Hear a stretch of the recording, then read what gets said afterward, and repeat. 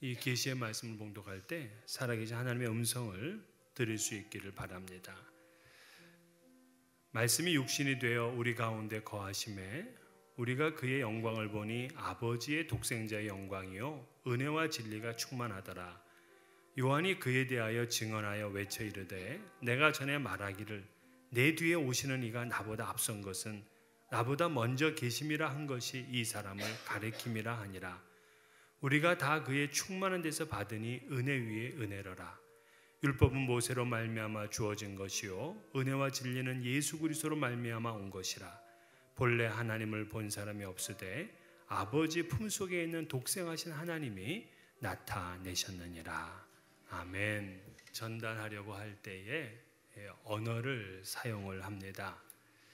근데 그 언어 전달의 수단이 말일 수도 있고 또 글일 수도 있고 또 어떤 사인일 수도 있습니다. 그런데 내가 언어를 전달했다고 하더라도 이 사람의 뜻이 100% 다 상대방에게 전달되지를 않아요. 어떨 땐 그게 거꾸로 반대로 사람들에게 이야기되기도 하고 또 전달하는 방법이나 분위기에 따라서 듣는 사람들의 그 마음, 감정에 따라서 달라집니다. 수십 년 동안 함께 살았던 부부도 어떻게 언어를 전달하느냐에 따라서 오해를 사기도 하고 또 상처가 되기도 합니다.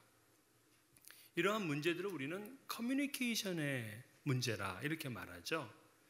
오래전부터 이 커뮤니케이션은 인간 생활에 대단히 중요한 주제가 되어 왔습니다. 물론 학문에서도 그래요. 신문 방송학이나 수사학, 설교학, 교육학 이런 것을 전공하는 사람들에게 이 커뮤니케이션 학은 굉장히 중요합니다. 그런데 이 과거의 커뮤니케이션과 현재는 이 강조점이 약간 다릅니다.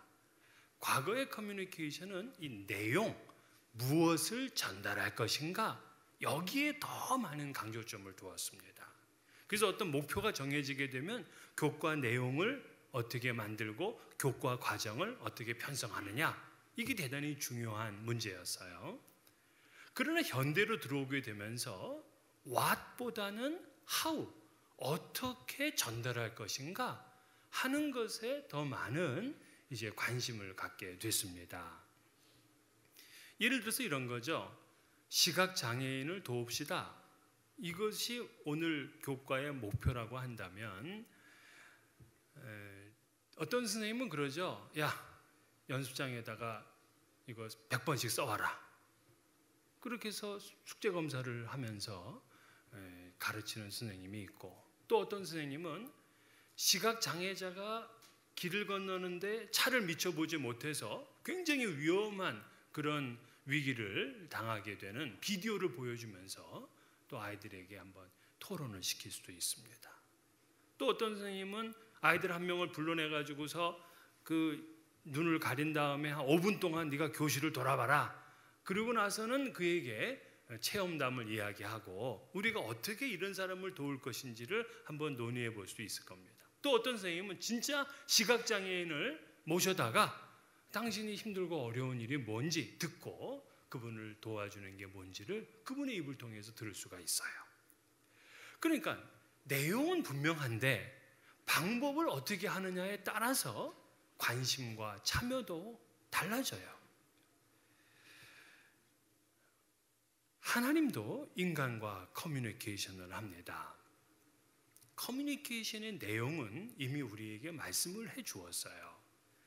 요한복음 서두에서는 로고스, 말씀이신 예수 그리스도께서 태초로부터 계신 하나님이시다.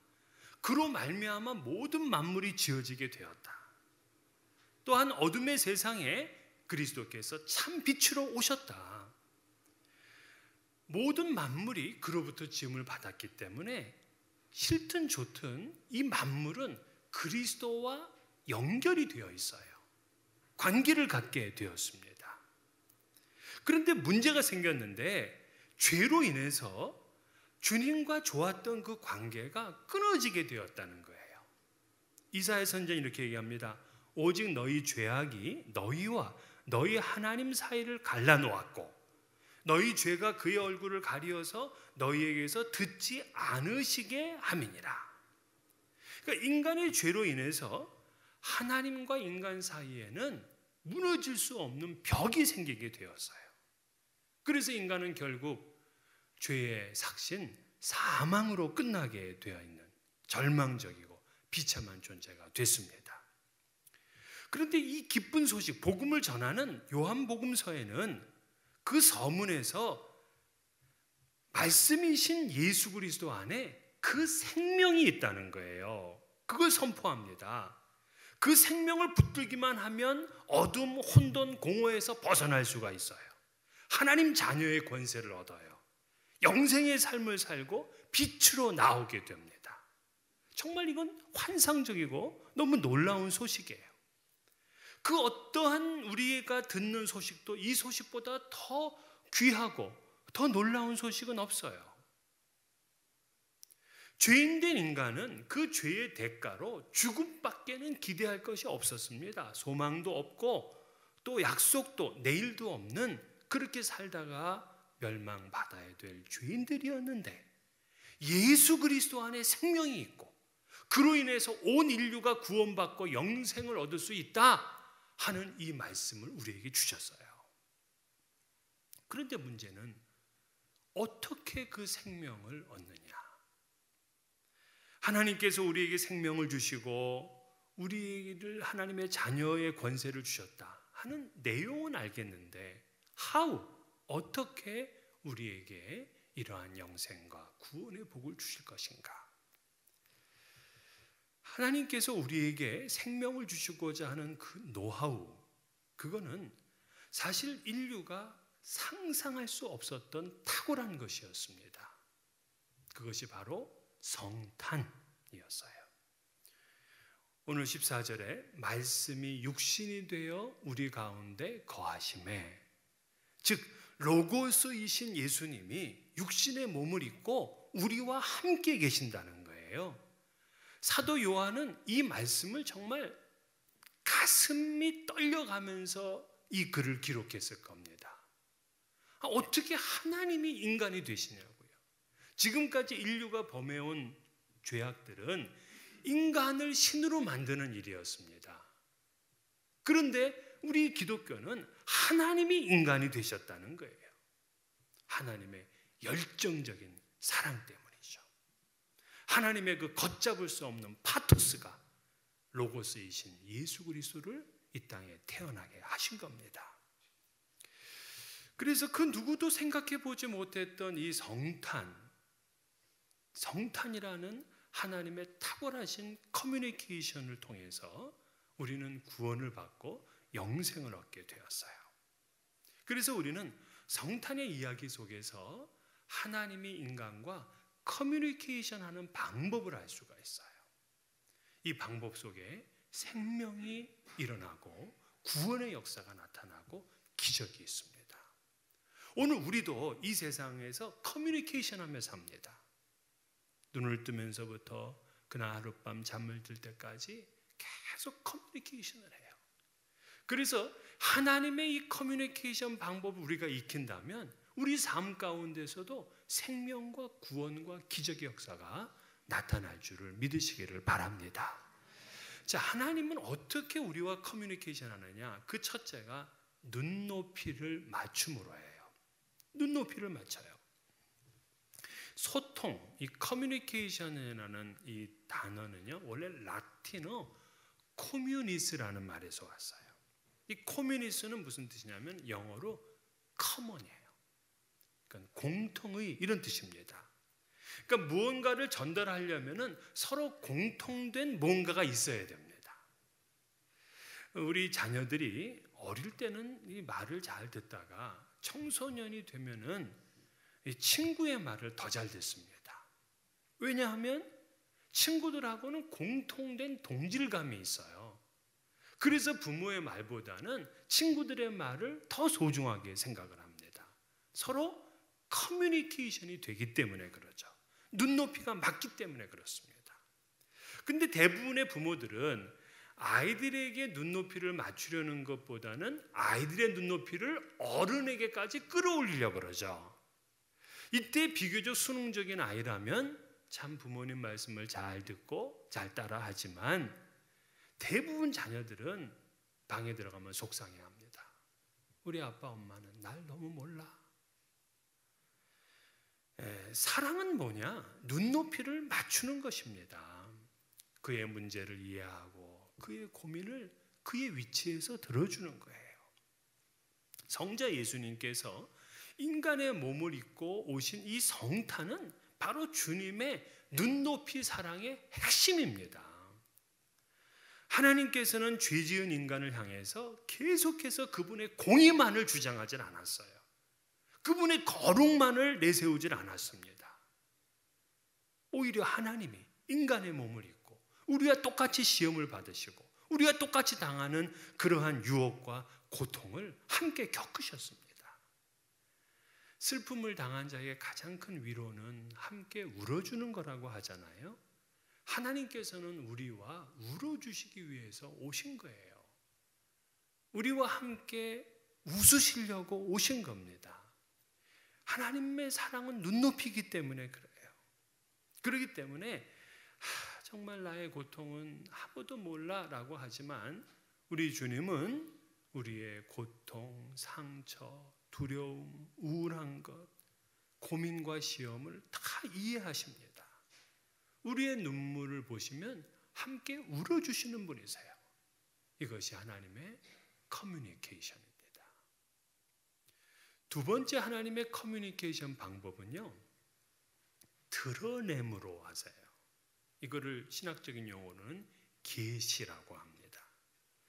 그러니까 예수님께서 육신을 입고 이 땅에 오신 것을 영어로는 인카네이션이라고 그러죠. 성육신, 육신을 이루었답니다. 원래 하나님은 눈으로 볼 수가 없어요. 우리가 만질 수도 없습니다. 그냥 홀로 계신 영이세요. 그런데 그분이 육신을 입고 오셨다는 것은 이제 그분을 만질 수 있게 되었고 보게 되었고 안을 수 있게 되었다는 거예요. 이 하나님은 성육신을 통해서 당신을 완전히 다 보여주신 거예요. 드러내신 것입니다.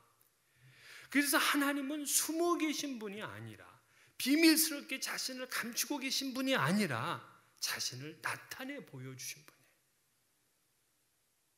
그래서 기독교를 드러냄의 종교, 다른 말로 계시의 종교라 이렇게 불러요.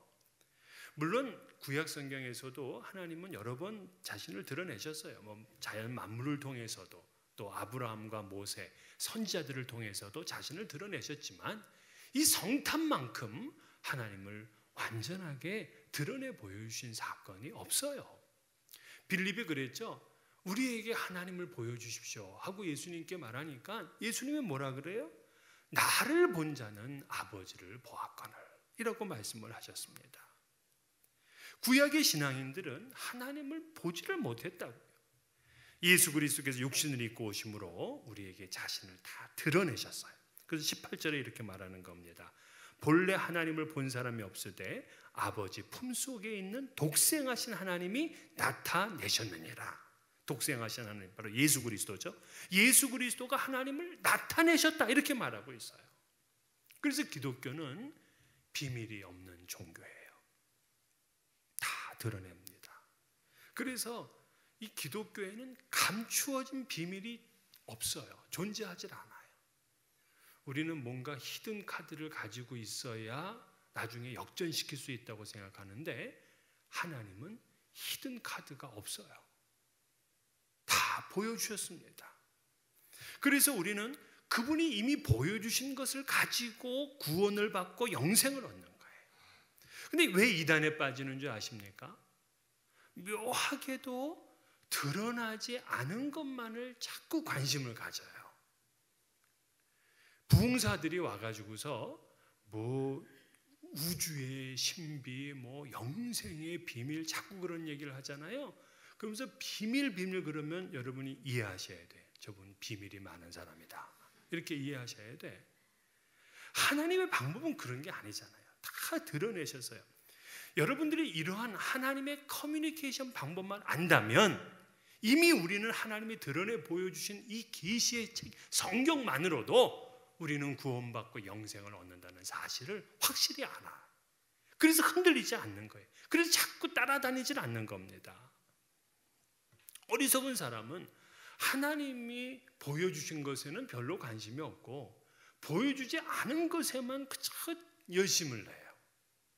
일단 한번 내가 파보겠다. 그런 사람들이 다 이단된 거예요. 시한부 종말론이 그랬습니다. 성경에는 예수님이 다시 오신다 하는 말이 자그마치 한 1000번쯤 나와요. 근데 1000번쯤 나오는데 언제 몇 시에 오신다 이런 말씀 없어요. 한 번도 없어요.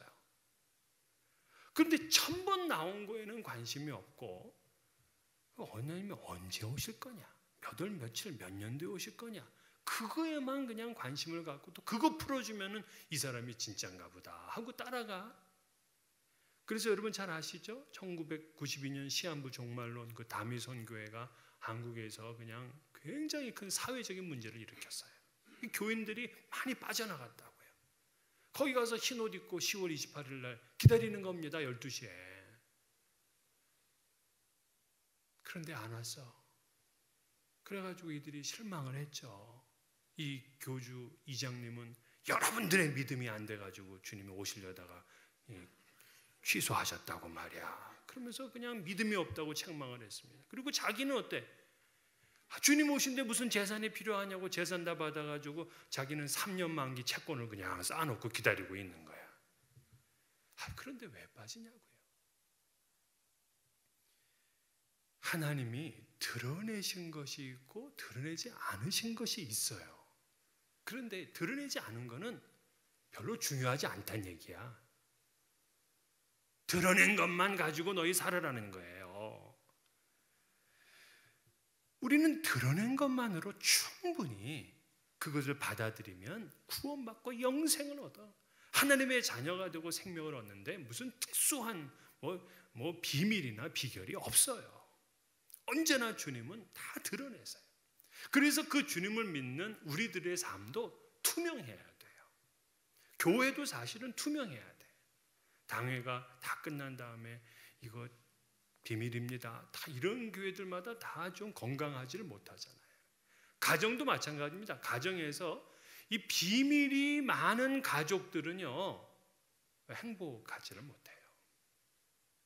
하나님의 소통의 방법은 드러냄에 있어요.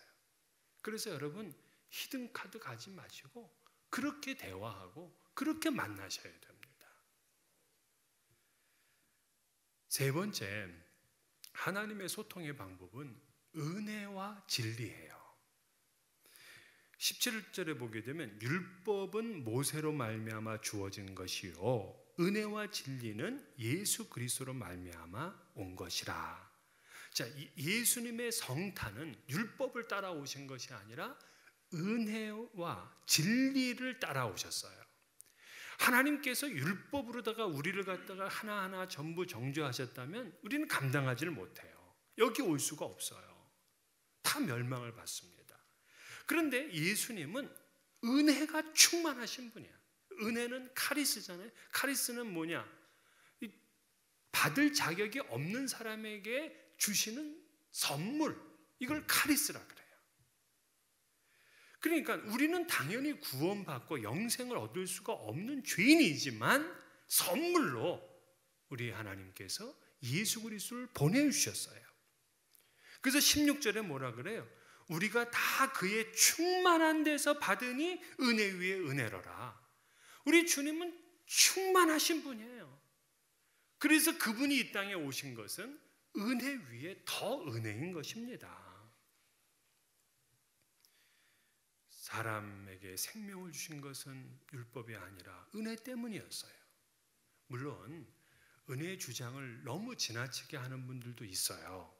그래서 우리가 이렇게 마음 놓고 죄 짓고 살고 그래도 마지막에는 다 하나님이 구원해 주실 것이다 라고 그러한 이상한 믿음을 가지고 사는 분들이 있어요. 이거는 은혜와 진리가 충만하신 분이신데 은혜의 하나님만을 붙들고 진리의 하나님을 또 무시하는 거예요. 그래서 교회에 내려온 오랜 전통까지 다 무시하는 분들이 있어요. 그래야 그건 마치 성경적인 것처럼. 여러분, 세례를 목사가 주잖아요. 목사가 준다는 게 성경에 없잖아요. 성경에 없으니까 우리 평신도들이 줘도 된다. 그리고 서로가 세례를 주는 교회도 있어요. 이런 거는 교회에 2000년 동안 내려온 전통도 무시하는 거예요. 예수님은 은혜를 따라오셨지만 이렇게 말씀하셨어요. 내가 율법이나 선자를 폐하러 온 줄로 생각하지 말라. 폐하러 온 것이 아니요 완전하게 하려 함이라. 또 14절에 은혜와 진리가 충만하더라. 우리 예수 그리스도는 은혜만 충만한 게 아니라 진리도 충만해요. 진리는 잘못된 것, 틀린 것을 옳다 하는 게 아닙니다. 그러므로 우리도 역시 소통을 할 때에 은혜로 하지만 진리도 잊어버려서는 안 된다 하는 것을 기억을 해야 돼요. 마지막으로 하나님의 커뮤니케이션의 특징은 낮아짐이에요. 영적인 존재이시고 시공간을 초월하시는 그 하나님이 인간의 몸을 입고 이 땅에 오셨다 하는 것은 엄청난 자기 비하입니다. 그리고 인간도 그분에게 걸맞으려면 뭐 왕궁 정도에 태어나셔야 되잖아요. 근데 그게 아니라 그분은 마구간의 말 밥통에서 태어나셨어요. 그리고 그분이 사셨던 동네도 아주 총동네, 가난한 동네 갈릴리 나사렛이었습니다. 돌아가실 때도 그는 비참하게 돌아가셨어요. 흉악한 범죄자들이 죽는 그 사형틀로 돌아가셨습니다. 그분이 살아계실 때도 무소유의 삶을 살았어요. 가진 것이 없었습니다. 즉 그렇게 낮아지신 이 예수만큼 더 큰 자기 비하, 자기 겸손은 없는 거죠. 그래서 바울은 그 예수 그리스도의 자기 비하를 이렇게 잘 설명을 했어요. 빌립보서 2장 6절에서 8절. 그는 근본 하나님의 본체시나 하나님과 동등됨을 취할 것으로 여기지 아니하시고 오히려 자기를 비워 종의 형체를 가지사 사람들과 같이 되셨고 사람의 모양으로 나타나사 자기를 낮추시고 죽기까지 복종하셨으니 곧 십자가에 죽으심이라. 하나님이 인간이 되시고 그분이 십자가에서 죽으셨어요. 자기 겸손, 낮아지심이 하나님의 소통의 방법이었습니다. 1997년 6월 4일 그 미국의 맨하튼에 있는 그 파크 애비뉴에 한 그 유대교 회당에 장례식이 있었습니다. 이 교사의 장례식이에요. 한 선생님의 장례식입니다. 근데 한 교사의 장례식 치고는 이 장례식이 전 세계에 중계가 됐어요. 많은 사람들이 그의 죽음을 애통해했습니다. 그의 이름이 누구였냐면 조나선 레빈이라는 사람이에요.